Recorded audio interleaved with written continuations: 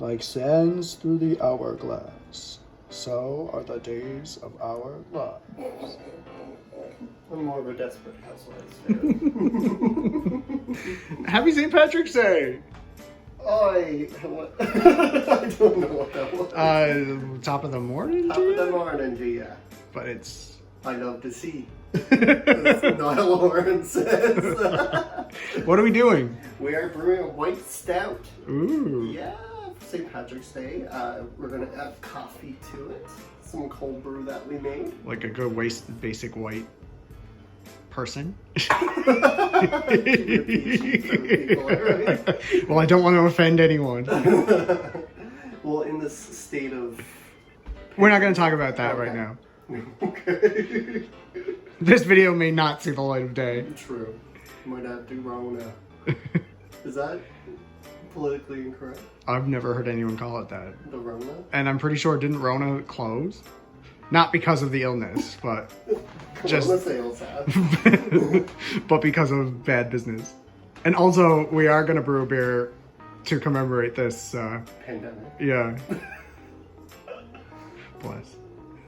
A white stout, you may wonder. This is why this white stout is called Whiteout.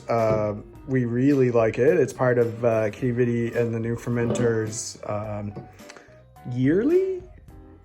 This is the second year. Yeah, annual collaboration. So, like a good ripoff, we're calling this one Pretty Fly for a White Guy. Yes. What are our thoughts on this beer? Oh, I love it. It's so freaking good. We're at 148. that's 30 minutes? Yep, heated to 155. We have a great system, as you can see. Whoops. No, they couldn't see. I didn't point to you. Oh. I was a little skewed. 165? 155 is what we're heating it to. Okay. Try to keep it in like a 10-degree Fahrenheit range. Oh, this is... Because there are certain sugars that extract at certain temperatures. If it's a little too hot or a little too cold, it can get gelatinous and gross. Ooh. This is not gelatinous and gross. I am. Yeah. So I think in our last video, which we haven't edited yet, but might do soon, I talked about how I was kind of into artisan stouts now. Yes. So this one is kind of maybe one of the ones that like turned me on to trying them lately. This is Collective Arts Stranger Than Fiction Porter. And the reason I picked it up from the NLC is because it features former WWE superstar and I believe Hall of Famer, I'm pretty sure he's a Hall of Famer, George the Animal Steele, a nice hairy man, for anyone who likes that sort of thing. Little story, he used to, in true animal fashion, he used to bite the turnbuckle and eat it.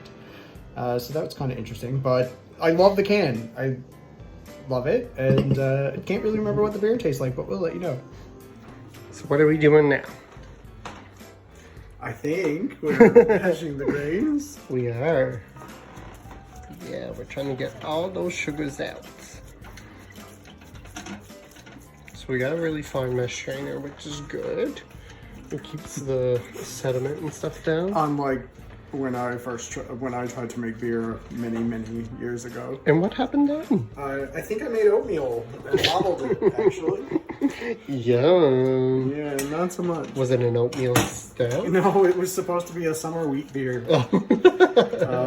I didn't have the proper equipment. High turbidity.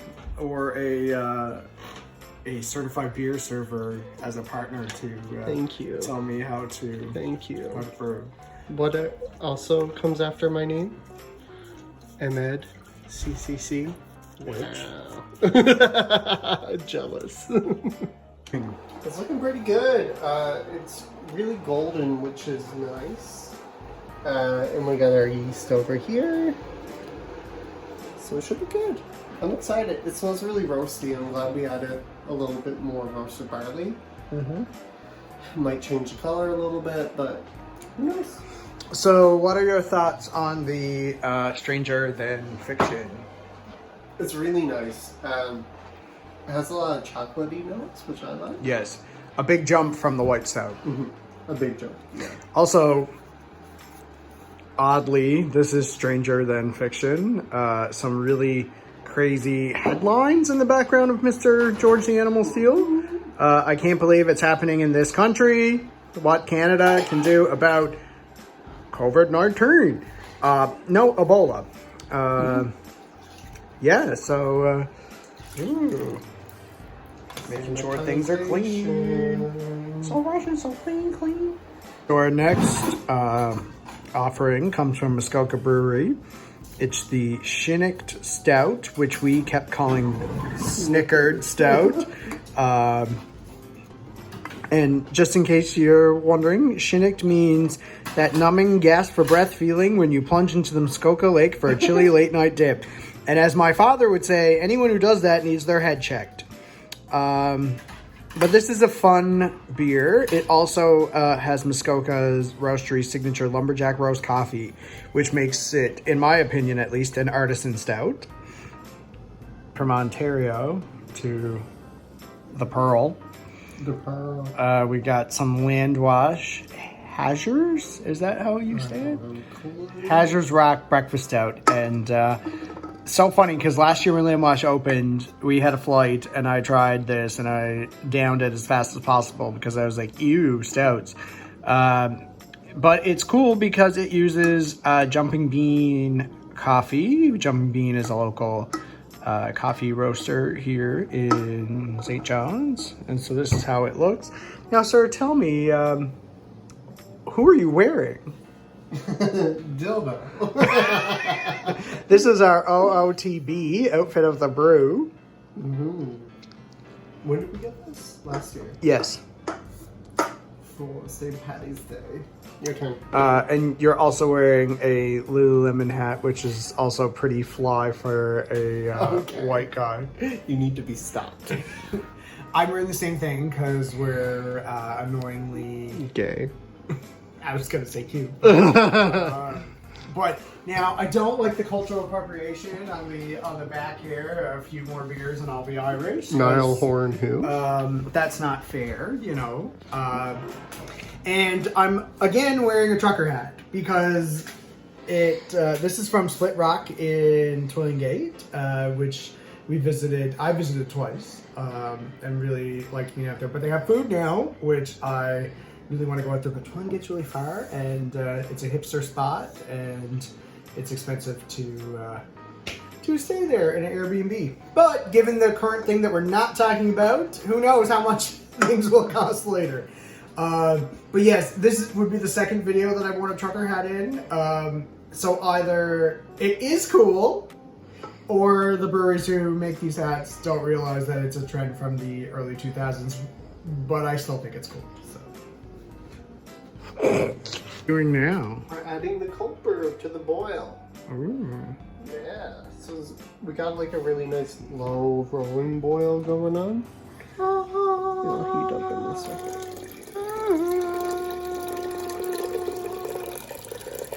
Ooh. It is a nice color. It is a nice color. It's kind of like a golden color. I'm not going to add it all because I feel like we had a little too much. But also, we normally don't put the lid on. Or you're normally not supposed to, but... So while Aaron cold crashes, I'm going to pour up another beer. Did you get that? No, we didn't. I'm going to pour up another beer. We have... Oh, I don't know how to pour from... Let's see. This is not the appropriate way to pour. No, let's not do that. But it's from Beccaloo Trail Brewing Co. It's called Raz. Midnight Raz. It's a raspberry stout. I tried this when I worked an event for Australia, which those wildfires in Australia seem like years ago now, with everything else that's happened in the world. But yeah, it worked an event for Port Rexton with, and Backley was right next to us, and I got to try this. It was quite tasty.